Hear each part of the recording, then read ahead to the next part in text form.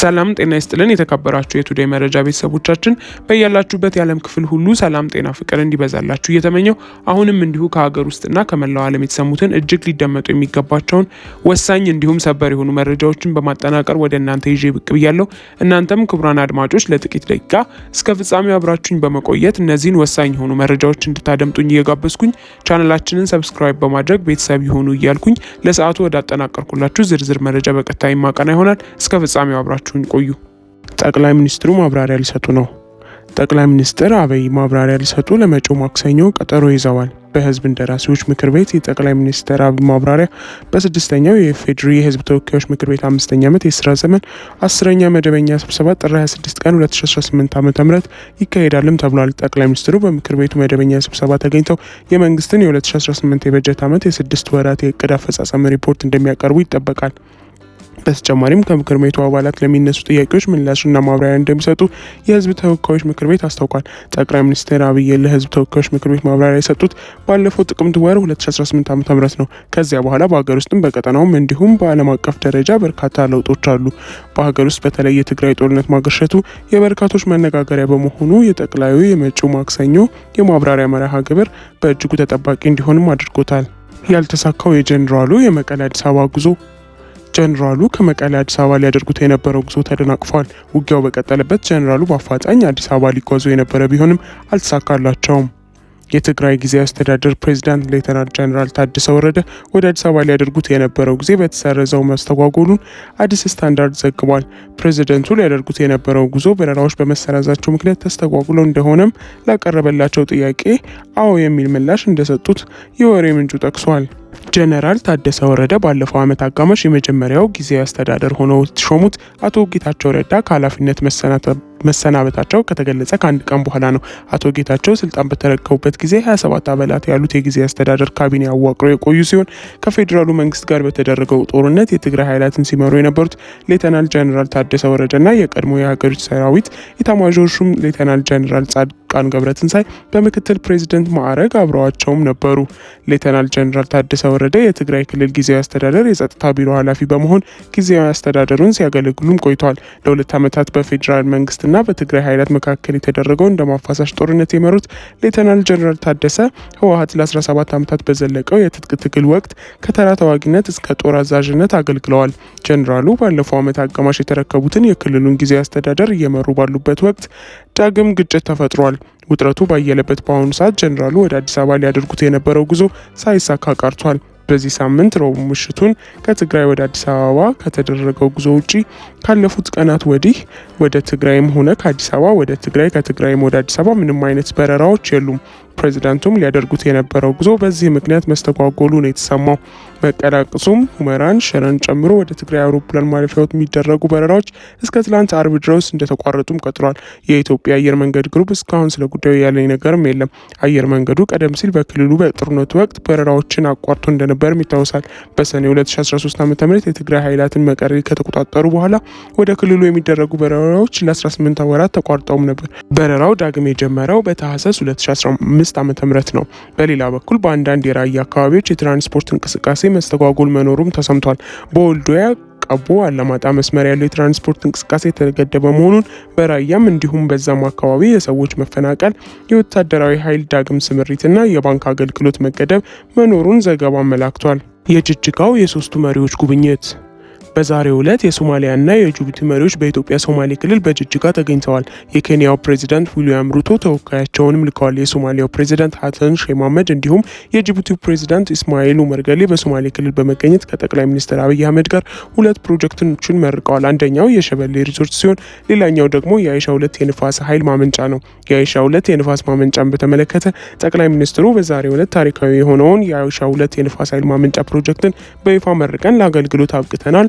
በሶማሌ ክልል የሚገኘው የግዙፍ ፕሮጀክት ኃይል ዋስትና ማረጋገጥ ስትራቴጂያችን አንድ የማዕዘን ድንጋይ ነው። ፕሮጀክቱ ዓመታዊ ኃይል የማመንጨት አቅሙ 467 ጊጋዋት በሰዓት ነውም ብለዋል።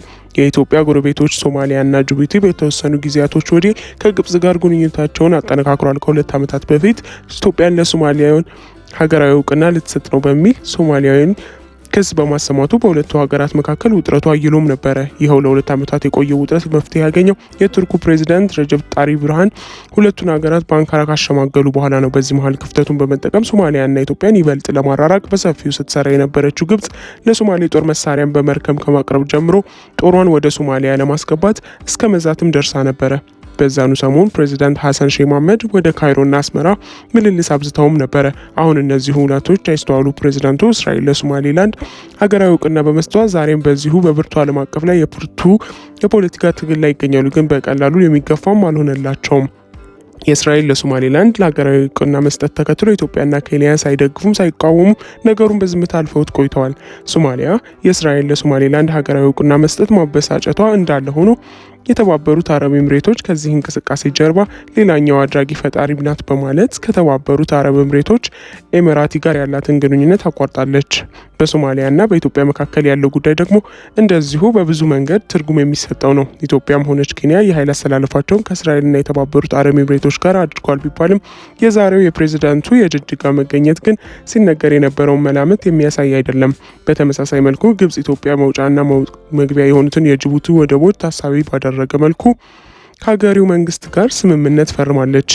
የኢትዮ ጅቡቲ ግንኙነት እንደ በፊቱ አይደለም ሻክሯል በሚባልበት በዚህን ወቅት ከጥቂት ሳምንታት በፊት ጠቅላይ ሚኒስትር አብይ አህመድ ባለስልጣናቶቻቸውን አስከትለው ጅቡቲ ተጉዘው ከእስማኤል ኡመር ገሌ ጋር የሰዓታት ቆይታ አድርገውም እንደነበር የሚታወስ ነው። እነሆ ከሳምንታት በኋላ እስማኤል ኡመር ገሌ በዛሬው የጅጅጋ ጉብኝት ላይ መገኘታቸውም ብዙ የሚያነጋግርም ሆነዋል። ሁለቱ ሀገራት ከኢትዮጵያ ጋር የሚያደርጓቸው ግንኙነቶች ግብጽ በቅርበት የምትከታተላቸው መሆናቸው ደግሞ ለኢትዮጵያ መንግስት ከመቼውም ጊዜ በላይ የዲፕሎማሲ ፈተናውን ከፍ እንዳደረገውም ይታመናል። ወታደሩ በጦርነት አሸናፊ የለም ሲሉ ተናግረዋል። ከውጭ ኃይላት ጋር ተያይዘው ማስጠንቀቂያ ሰጥተዋል። የቀድሞ የአሜሪካ የውጭ ጉዳይ ሚኒስትር የአፍሪካ ጉዳዮች ረዳት ሚኒስትር አምባሳደር ቦርናሽ በይፋ የኤክስ ገጻቸው ባስተላለፉት መልእክት በሰሜን ኢትዮጵያ ዳግም ያገረሸው ግጭት እንዳሳሰባቸውም ተናግረዋል። በጦርነቱ ማንም አሸናፊ አይኖርም ያሉት አምባሳደሩ አሸናፊም ካለ የውጭ ኃይል ነው ብለዋል። አምባሳደሩ በኤቢሲ ኒውስ የተሰራጨውን መረጃ እያይዘው በሰጡት ሀሳብ የሀገሪቱ መረጋጋትና ልማት የሚያወድም ግጭት ሁሉንም ኢትዮጵያዊ ይጎዳልም ብለዋል። ግጭት መቀስቀሱን አጥብቆ የተቹት አምባሳደሩ በጦርነቱ አሸናፊ የሚሆኑት የኢትዮጵያ የውጭና የውስጥ ጠላቶች ናቸውም ብለዋል። የአሜሪካ ተወካዮች ምክር ቤት አባል የሆኑትና በምክር ቤቱ የውጭ ጉዳዮች ኮሚቴ አባልነታቸው የሚታወቁት ግሪጎሪ ሚክስ በሰሜናዊ ኢትዮጵያ የተቀሰቀሰውን ግጭት አስመልክቶ ባወጡት መግለጫ በቅርቡ በትግራይ ክልል የተከሰተው ግጭት ኢትዮጵያን በሚሊዮን የሚቆጠሩ ሕዝቦችን አደጋ ላይ ወደሚጥለው የእርስ በርስ ጦርነት ይመልሳታልን ብለዋል። አስከፊ የሆነውን የሰብአዊ ቀውስ የሚያባብስና ቀጠናውንም የሚያተራምስ ነው ሲሉም ገልጸውታል። ይህ እንግዲህ ከአሜሪካ የተሰማው ሁለተኛ ማሳሰቢያ ነው። ወደ ግጭት ውስጥ በመመለስ የትኛውም አካል ተጠቃሚ እንደማይሆን የገለጹት እኚህ ባለስልጣን የግጭቱ ተሳታፊዎች በአስቸኳይ ተኩስ እንዲያቆሙም ጠይቀዋል። በመጪው ሰኔ ወር በሀገሪቱ የሚካሄደው ምርጫ ተአማኒ እንዲሆን በፕሪቶሪያ የተፈረመውን ስምምነት ተግባራዊ ማድረግ ያስፈልጋልም ብለዋል። በፌዴራል መንግስትና በህወሓት መካከል ያለው አለመግባባት የተባባሰ ውጥረት ውስጥ የቆዩ ሲሆን በዚህ ሳምንት መጀመሪያ ከበድ ያለ ግጭት ተቀስቅሷል። በፌዴራሉ መንግስት የመከላከያ ሰራዊትና በህወሓት መካከል ግጭቶች መቀስቀሳቸውን የዲፕሎማሲና የደህንነት ምንጮች የተናገሩ ቢሆንም መንግስትም ሆነ ህወሓት እስካሁን ስለ ጉዳዩ ያሉት ነገርም የለም። አባል የሆነችበት የብሪክስ ስብስብ ዶላር ጥገኝነትን የሚቀንስ አዲስ የዲጂታል ክፍያ ስርዓት ይፋ ለማድረግ ተቃርቧል። የብሪክስ አባል ሀገራት የዶላርን የበላይነት ለመቀነስና እንደ ስዊፍት ያሉ ምዕራባውያን የሚቆጣጠሯቸውን የፋይናንስ መንገዶች ለመተካት የሚያስችል አዲስ የዲጂታል ክፍያ መሰረት ልማት ለመዘርጋት የመጨረሻ ምዕራፍ ላይ መድረሳቸውም ተሰምቷል።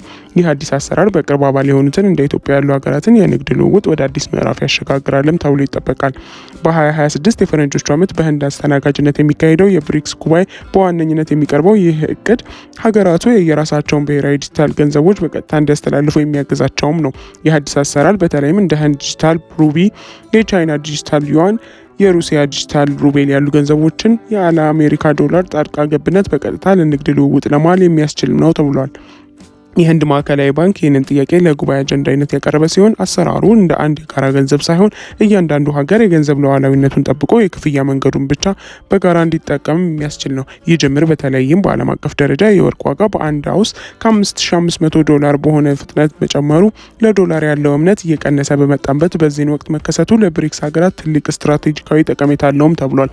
ስርዓቱ ሙሉ ለሙሉ ስራ ላይ ሲውል እንደ ኢነርጂና ሌሎች መሰረታዊ ሸቀጦች ያሉ ግዙፍ የንግድ ልውውጦች በዓለም አቀፍ ቀውስ ወጥ እንኳን ሳይስተጓጎሉ እንዲቀጥል ያደርጋልም ተብሏል። ይህ በእንዲህ እንዳለ ብሪክስ እንደ ቻይናና ሩሲያ ታላላቅ በቂ ዓለም ሀያላን ሀገራትን አቅፏል።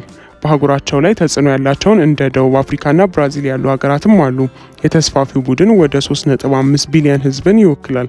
አሁን ብሪክስ ፕላስ በሚል ስያሜም ይታወቃል። ኢትዮጵያን ጨምሮ ሌሎች ሀገራትም በአባልነትም ይዟል። የአባላቱ ድምር ምጣኔ ሀብት ከ29 ትሪሊዮን ዶላር የማያንስ ነው። ከዓለም ኢኮኖሚ 28 በመቶውን የሚሸፍንም ነው። ኢራን፣ ሳውዲ አረቢያና የተባበሩት አረብ ኤምሬቶችን ኢትዮጵያንም በአባልነት ያካተተው የብሪክስ ሀገራት ቡድን 44 በመቶ የሚሆነው ድፍድፍ ነዳጅ ዘይትም ያመርታል። ኢትዮጵያ እዚህ ድፍድፍ ነዳጅ አምራችነት ውስጥ የለችበትም። ቡድኑ የምዕራባውያን ሀገራት እንደ ዓለም አቀፉ የገንዘብ ተቋምና የዓለም ባንክ ያሉ ለመንግስታት ብድር የሚሰጡ ጠቃሚ ዓለም አቀፍ ተቋማትን እንደሚቆጣጠርም ይከራከራሉ። በመልማት ላይ ያሉ ሀገራት ይበልጥ ድምፅና ውክልና እንዲኖራቸውም ይፈልጋል። ከ2 ዓመታት በፊት 15ኛውን ጉባኤ በደቡብ አፍሪካ የንግድ መዲና ጆሃንስበርግ ጆበርግ ያካሄደው የፈጣን አደጋ የሀገራት ጉባኤ ኢትዮጵያን በአባልነት መቀበሉም የሚታወስ ነው። ውድ ቤተሰቦቻችን ለዛሬ የያዝንላችሁን እዚህ ላይ ቋጨን። ላይክ፣ ሼር፣ ሰብስክራይብ፣ ኮሜንት በማድረግ ለቻናላችን ድጋፋችሁን መስጠት እንዳትዘነጉ። ከሌሎች መረጃዎች ጋር በድጋሚ የምንመለስ ይሆናል። እስከዚያው መልካም ቆይታ